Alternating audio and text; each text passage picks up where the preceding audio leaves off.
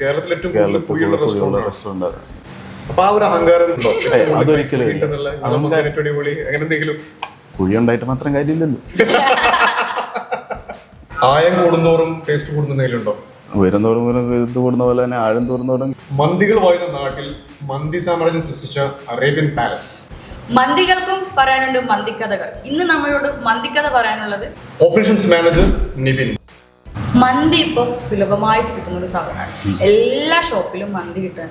പക്ഷെ ഇവിടെ 3 ഫ്ലോർ ഉണ്ടായിട്ടും നല്ല തിരക്കാണ്, ആളുകൾ നല്ല വെയിറ്റിംഗ്. എന്താ സംഭവം?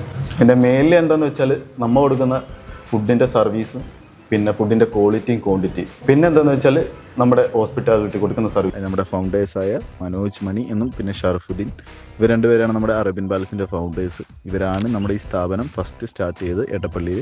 1 മുതൽ 10 വരെ ഒരിക്കലും ആവില്ല. നമ്മൾ വരുന്ന വൈകുമ്പോൾ കുറെ മന്തി കടകൾ കണ്ടു ഉണങ്ങി കിടക്കുന്നുണ്ട്. പക്ഷെ ഇവിടെ വന്നപ്പോൾ വരികയാണ്. അപ്പൊ അത് ഇവിടുത്തെ ഫുഡിന്റെ ക്വാളിറ്റി അല്ലെങ്കിൽ ഏതൊരു സിസ്റ്റം അടിപൊളിയാണ്.